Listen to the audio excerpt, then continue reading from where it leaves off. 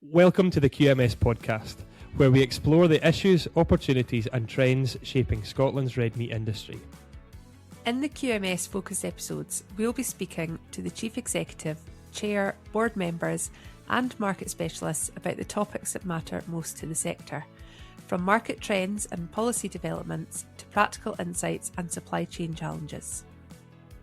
This podcast is your opportunity to put your questions directly to QMS and to industry experts. If there's something you'd like us to cover in a future episode, you can submit your questions through our social media channels or anonymously using the link in the episode description. Hello and welcome back to the latest QMS podcast. I'm joined today by Abby Tong and Sarah Millar again, both frequent flyers on the podcast. How are you both today? Yeah, not too bad, Robert. Enjoying the last couple of days of summer holidays. Exactly. Excellent. All well at your end, Abby? Yeah, it was really good, and just like I'm planning to have some barbecue in my back garden. Yes, with lots of Scotch red meat products. That's good. So I suppose we always do a June, July, August are crazy bonkers busy for farmers, for farming events, and obviously for QMS too. So I thought it was probably quite good to just take the chance to have a wee look back at the summer so far, or what you guys have been up to so far. So Sarah, I think the last time we spoke to you was before the Highland.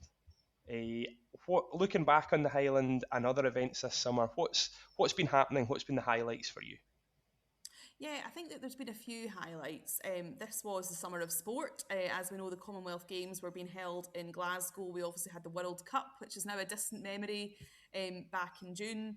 So for us, that has been the kind of key theme across everything that we've done. We have had quite a high-profile marketing campaign running, which Abby was mentioning, barbecues earlier, is really designed to help make sure that Scotch beef, Scotch lamb and prime Scottish pork is at the forefront of consumers' minds when they're thinking about those eating occasions, whether it's a barbecue in the sun or whether it was for some of those late night meals. We had some really cool inspiration, like sharing steak platters for people who were up at silly o'clock watching the football.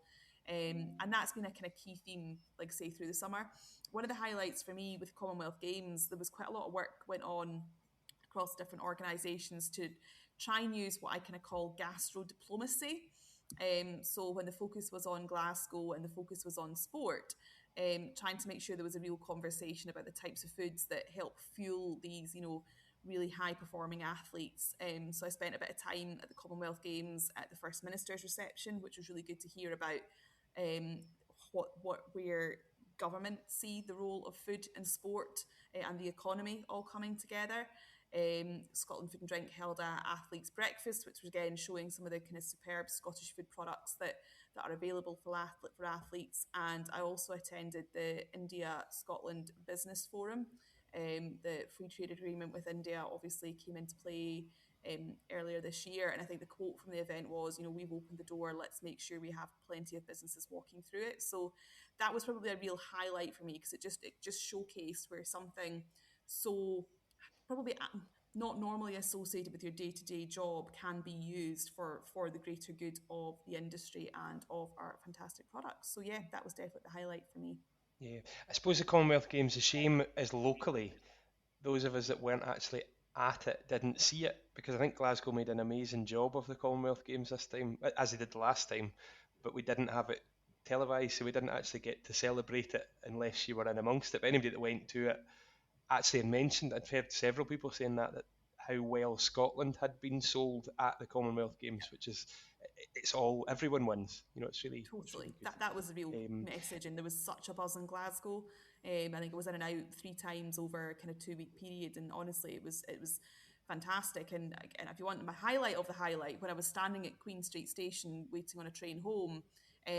Part of our summer advertising campaign involves some of the out-of-home advertising. So you're sitting in Queen Street Station, which is absolutely mobbed because it's in the centre of Glasgow during the Commonwealth Games, and here's adverts for Scotch beef, Scotch lamb and prime Scottish pork on a rolling carousel for everyone who's waiting on a train. And that's the bread and butter of what we do. So I think that really ties together what QMS is here to do, and to make sure we get those key messages in front of the right people at the right time. I went home and immediately went to my local retailer to pick something up for tea, because that was what I needed to do. Yeah, yeah. And you bought beef, was it? I made sure that there was a good spread of beef, lamb, and pork.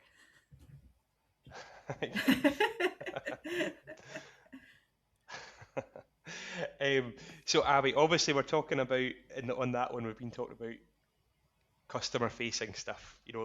Looking at the general public. Where are we at in terms of retail trends, and are we seeing a change? Obviously, cost of living crisis is still ongoing. People are still under pressure. Weather obviously comes into it too. Yeah. What's happened in the last few months? I think for the last few months, it's quite interesting. Some retail data coming actually. I think so. Like the biggest trend we have seen at obviously is the food inflation level has been eased, and which can be reflected in the red meat sector as well. So based on the data from World Panel by Numerator for the most of 12 weeks time, we have seen the red meat inflation level has been declined to 5.5% across GB. If you compare that with last year's high, it's around 17%. So that is quite a lot, like inflation decline. And all this decline has been driven by the beef sector. Actually, we know like last year, the beef inflation level can be high as 28% in November time, and that has massively declined to 8.5% for so for the most 12 weeks period time. So even though we know the price inflation level has been declined, the price is actually still rising. It's just at much slower kind of a rate compared to before. So for consumers, of course, because of the still higher prices and consumers are like cautiously spending, they are looking carefully where they buy and looking for options to mitigate the impact of cost of living crisis. But as you and Sarah mentioned, we have a warmer weather and this year for the past several months, which and combined with some like very positive kind of summer sporting events like what we had, the Commonwealth and also World Cup. All these events have given consumers some confidence in purchasing like more groceries. In the red meat sector, we have seen the red meat spending across GB has increased around 6% year. And in Scotland, we have like a bit higher kind of a growth rate around like 8%, which is very positive. So that is the overall like momentum we see in that moment. Yeah. Yeah, it's interesting how I think we can probably in the beef world we can probably feel it like that there are changes, positive changes happening. The one I don't, the sector I understand the least is the pig sector, and obviously there's huge challenges there, Sarah, huge, massive changes happening. What what is your view on the pig story at the moment, and obviously what can we do to help these guys, because there's precious few pig producers, and we obviously need to support and help these guys as much as we can. So what's your role or what's your view there? Yes, so hold on. This just you're going to need to give me a moment to talk through this because it's quite complicated. But there's effectively two different factors at play that are influencing the pig sector. One is we know that from global factors there is an oversupply of pork on the European market more generally. Part of that's due to reduced demand from China. Part of that's due to African swine fever being found in Spain at the turn of the year, and Spain not being able to export as much of their product. They're only allowed really to put product into either Europe or into the UK.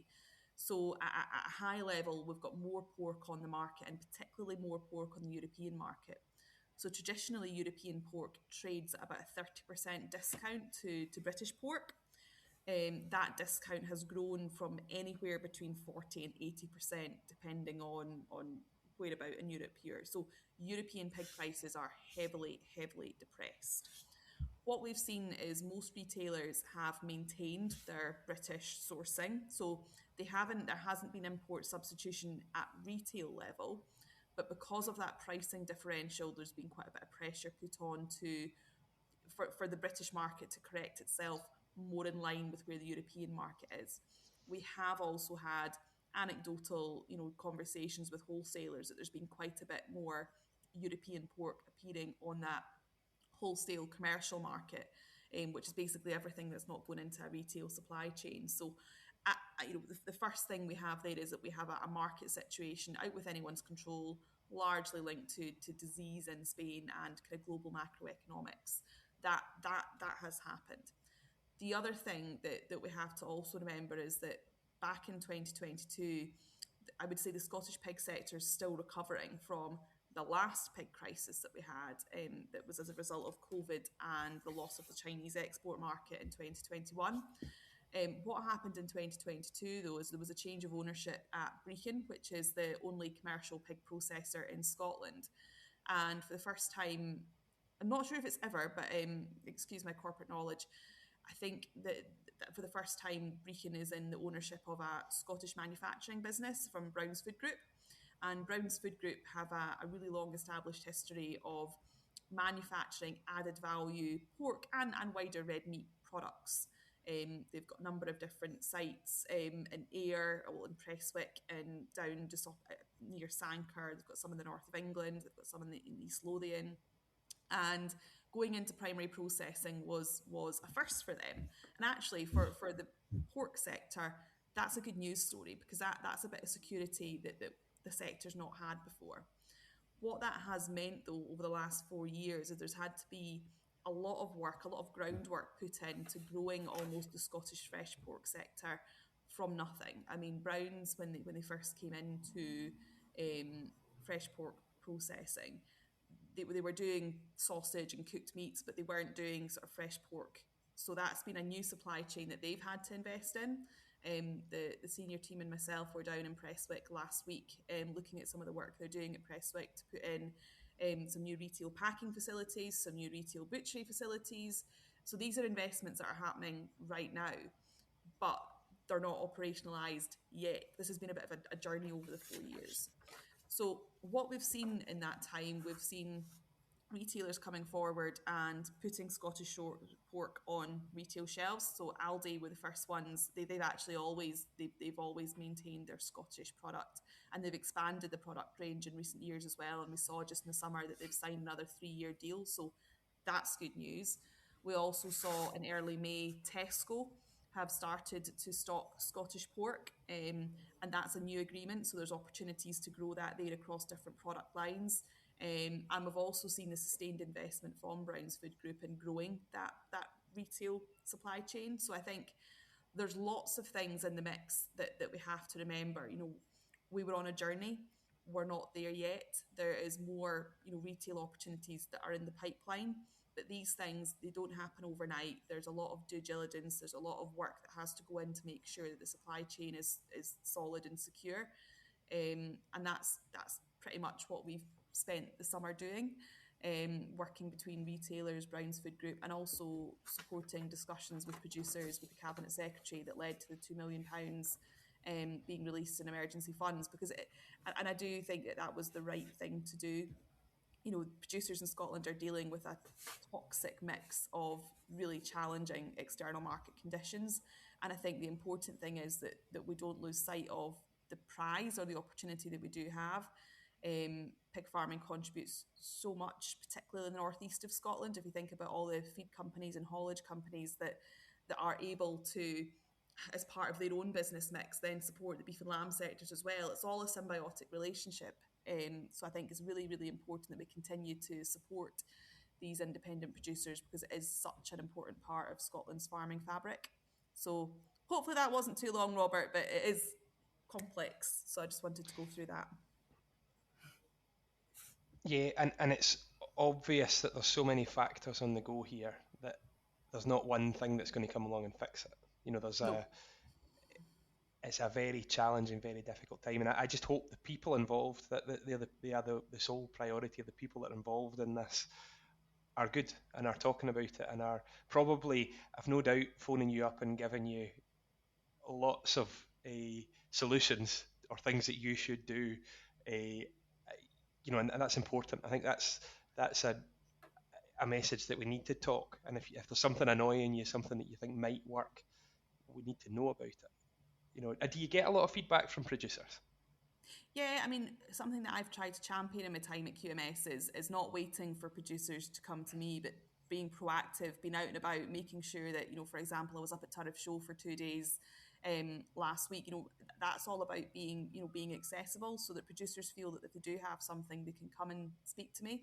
And that's something that, like, say, we've championed throughout the organisation, and had a number of good conversations at Turriff Show, had a couple of follow-up emails. So that is something that happens quite naturally, and is a really important part of what I want QMS to be. I don't want people to think that we're some kind of abstract organisation.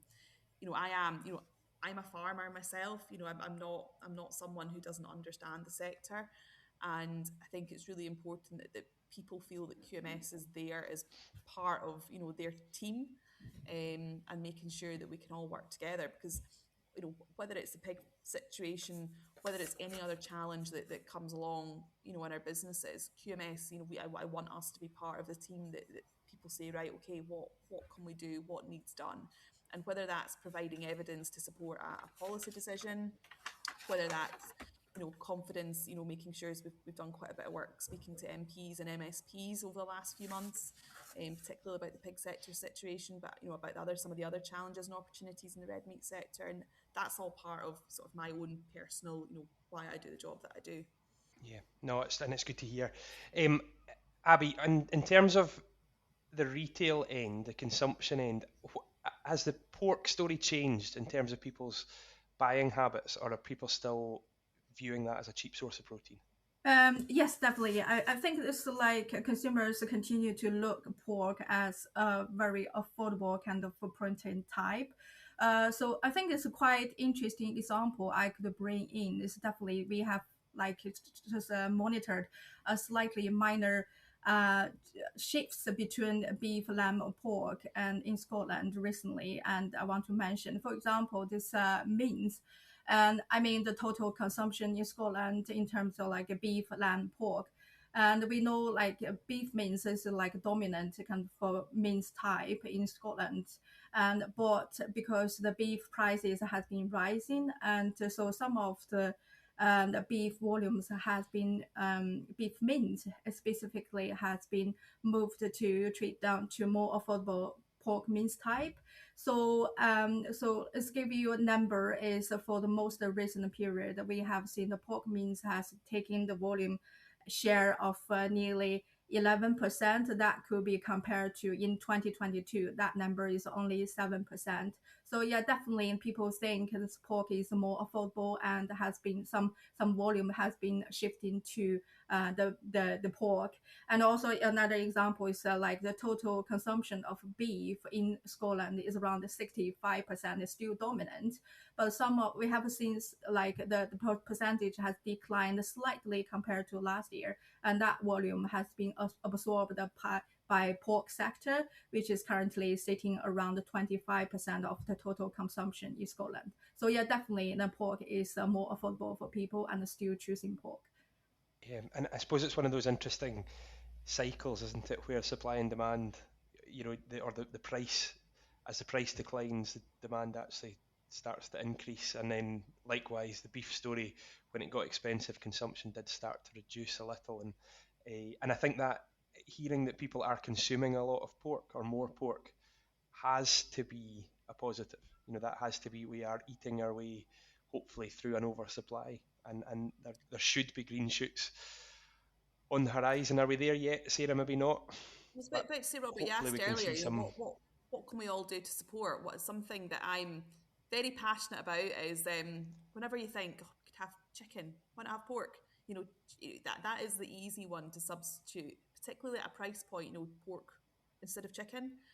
Nothing against chicken. I'm sure there's some great chicken producers in Scotland.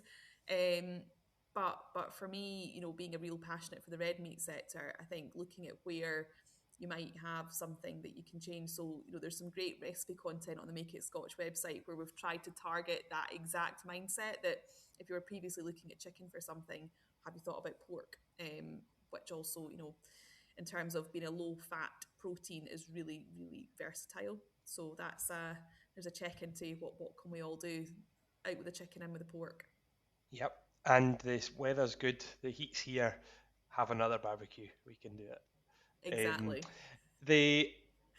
So I suppose that we've talked about meeting our potential a fair bit, and we've also in the last podcast, Ian and Kirsten spoke about the a red meat industry profile that's just been published as well. Now, I'm confused as a farmer as to what the two of them are, or what they, I know what they both are, but what are we trying to achieve with the two of those, I suppose, is the thing. So, a red meat industry profile, Sarah, what's your thoughts? What's your take homes from it?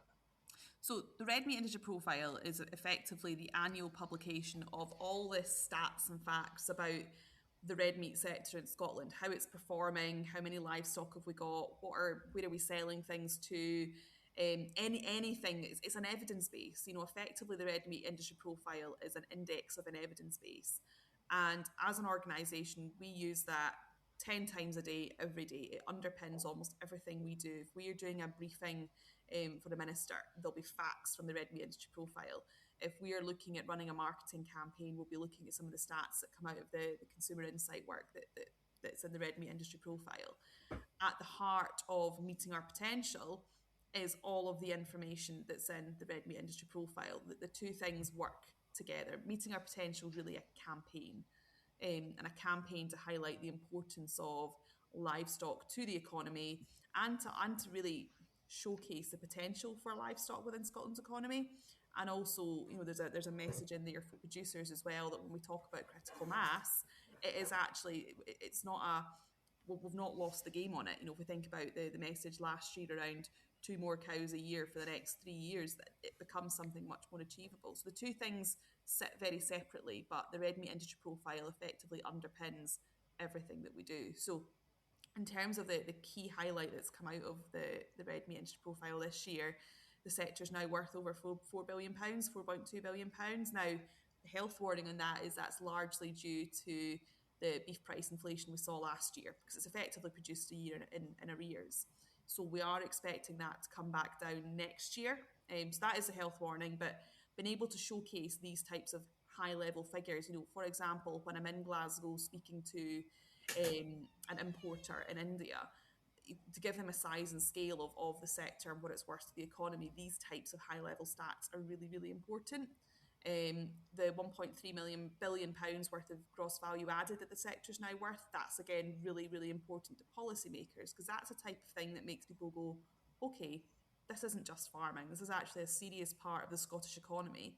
And if we don't get this right, that means jobs, that means people's livelihoods, income, and that's things that policymakers generally don't want to see negatively. So that's at large what the publication does. And the headline figure that we're showing this year. I think in some of the kind of detail that goes into it, we've got a bit of discussion about livestock population in there. So we've seen a slight increase in the sheep flock, which is positive. We've seen some signs of recovery in the beef herd as well, which was something that I was quite personally pleased to see as well. The pig sector, as we've discussed, is undergoing quite a bit of challenge. So all of that is in there in the profile that enables anyone to be able to use as part of decision making regarding the red meat industry profile.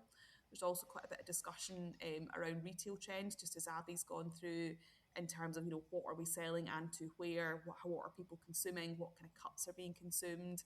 We've got some regional information around where the breeding herds and flocks in Scotland are, lambing rates, productivity rates, all of that type of evidence and data is contained in there.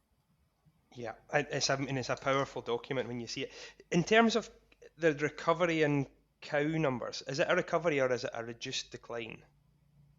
So it's a reduced decline, but so when we set out with meeting our potential, one of the things that we were very conscious of is that the beef herd's been in decline for 20 years and more. And when we started talking about actually what do we want to see, before we start talking about recovery, we need to halt the decline.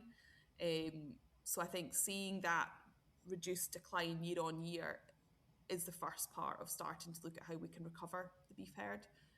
So I think even being able to do that has been a bit of a mammoth task, and I think it's really down to everyone in the sector. Really, like you said it yourself, Robert, things have been better in the last few weeks and months. We obviously saw a bit of a decline in the beef price earlier on this year. That's recovered a bit through the summer, particularly as we've seen volumes start to increase with as Abby said, more people barbecuing, and some of that inflation challenge in the beef sector is starting to kind of come down a bit. So, there are reasons to be positive if you're a beef producer in Scotland.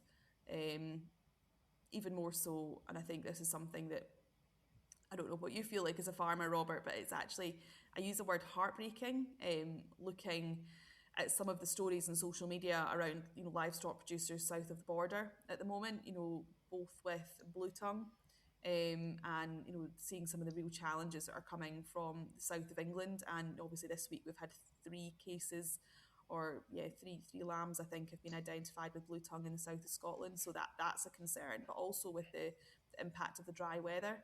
It's one thing having a harvest with significantly reduced yields. It's another thing, feeding all of your silage and hay to your animals in July and August, and then thinking, how am I going to feed them through the winter? And actually in Scotland, whilst we have enjoyed some lovely weather, and there's some parts of Scotland that are very dry, and obviously need to mention the wildfires up in the Highlands, which again, absolutely heartbreaking for the farmers and landowners involved. But compared to what I'm seeing south of the border, actually we are okay. I'm going to use the word okay because I'm not going to pretend it's brilliant for everyone, but I think we're in a much better position, and that's, longer term, that's a reminder that wet stuff when it falls and it annoys us actually is the thing that we all rely on. Yeah, I think I can only speak for, I can speak for myself and clients and friends and neighbours and things, but in our area, so in Ayrshire, we have had probably close to, with a poor spring, but we've had close to a perfect summer in terms of there's been a good week every month, so there's been enough good weather to get silage made, crops in, things done, and a decent supply of rain and a lot of heat. So we're growing grass, growing forage crops, and really probably at risk of sounding really smug at the moment. That I think things are actually really good. Obviously, externalities, prices and things, you can always, the sheep price is good, the beef price is improving, but the actual bits that I can see and feel at my end are really good. And you look down south and you look at, so the blue tongue thing's scary, and we all need to, what's happened in the last few days, we all need to review our personal position with that, and all need to have conversations with vets and key people in the key stakeholders in the business to make sure you make an educated decision whether to vaccinate or how to manage your herds and flocks. So that's a challenge, a risk. But the guys down south are in the middle of that. They also have a poor TB story, a lot of them. They've got a terrible weather position, and also a really different, challenging subsidy environment too. So at the moment, I think we're in a really strong and good position. Obviously, with the exception of the pig guys, and there are exceptions, the dairy guys have had a rough go for a while, but the weather story, the economic story here is, I think we should be applauding it and celebrating it, because it's a real positive. And I've had more than one, I've had multiple questions from people down south as to whether coming up here and buying a farm up here is the way forward for them to still have a red meat business. So it's interesting times. But yeah, it's I think almost one of these positive, things. I am a positive person. We don't realise how, in many ways, how lucky we are. And I think, there's lots of things, there's lots of challenges, and I'm not trying to pretend that there's not lots of challenges, but, when I put myself in the shoes of someone farming down in, Hertfordshire or anywhere, like that, the Cotswolds, and, I see that the grass is brown. Spoke to Cammy Wilson at Turriff Show, and he the words he used, and I think he's so right. He's like they're like farming in a desert, and actually that's this is going to sound very, very high level, and that's what's happening to the world. And this is one of the reasons I'm so passionate about the Scottish red meat sector and the opportunity we have to produce more, because we have a lot of the things that other countries either don't have or are going to have less of. And that's natural rainwater. We might have some hotter, drier summers, but all of the climate modelling that's been done, James Hutton have done some fantastic work on this, shows actually over the long term, Scotland is going to remain a good place to produce red meat, and actually that is why we should be seizing the opportunity and doing what I see is our duty as a global citizen in helping to produce protein for the rest of the world. We might be a small country, but we can produce protein, whether that be in milk or in red meat, and that's an opportunity for us. Yeah, no doubt. I mean, and I think we now, there's been doubt, there's been questions, and there still is the common question of whether it's our fault or not. But there is a lot less people questioning whether the climate's changing. There's no question about it now that even in our lifetimes, the summers and the winters we had in our childhood are not what we're getting now. And then there is also statements, oh no, is it just a cycle or is it just a blip? It doesn't really matter. We're dealing with it just now. And the trend at the moment is for Scotland to be a favourable place to produce product. But anyway, we could talk about that one all day long. I'm thinking, looking forward, so we're heading into autumn, Christmas is on the rise. Maybe I'm the first one to say it, but what is your expectations going forward? What happens from now on, Abby, in terms of consumer trends? And obviously prices tend to change at this time of year as well. But at your end of things, what's your expectation going forward? And I think as for autumn, we are probably going to see a lot of opportunities presented actually. And first of all, is lamb. Of course, is a traditional, very, very the good season to enjoy Scottish lamb. So I'm quite looking forward to how lamb going to sales are going to perform this season. Also, we are welcoming, as we know, this first several days of September is a lamb week, and that will also create opportunities to treat lamb. And also there's some other opportunities over there is traditionally autumn is most associated with this kind of hearty comfort and quite warmth kind of dishes. And so quite often the slow cooked dishes featuring red meat and align really well with the this consumer needs. And if we could address its nutrition benefits together with versatility, and we'll create another good opportunity.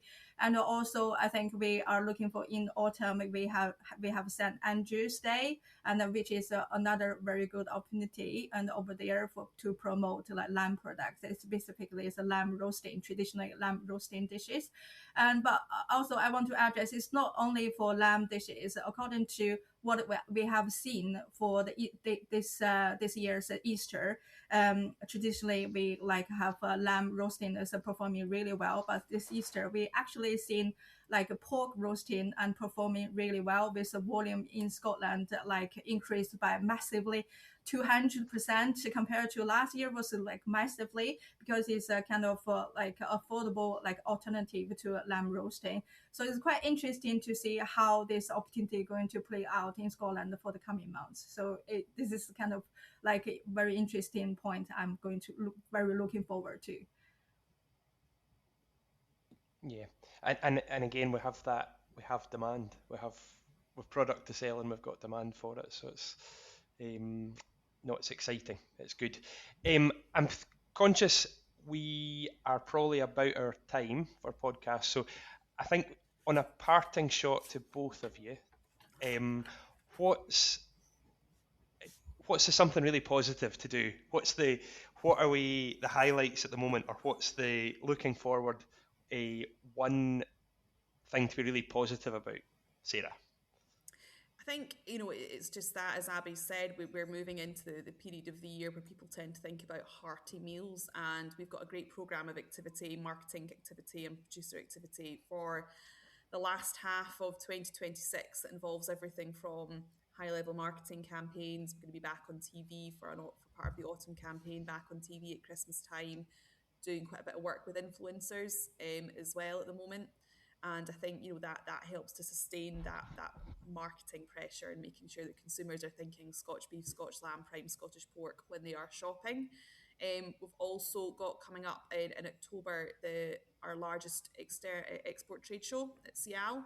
So that's the end of the second week of the October holidays, so third week in October. So looking forward to being back there with processors and our importers, because it's always a really nice experience just to hear from other people from across the world on what they see happening globally as well. So we always try and spend a bit of time with our Uruguayan counterparts, our American counterparts, as well as the people who are importing Scotch beef and Scotch lamb and pork into the rest of the world. So that for me is a highlight. The opportunity's there. It's up for us to grab it.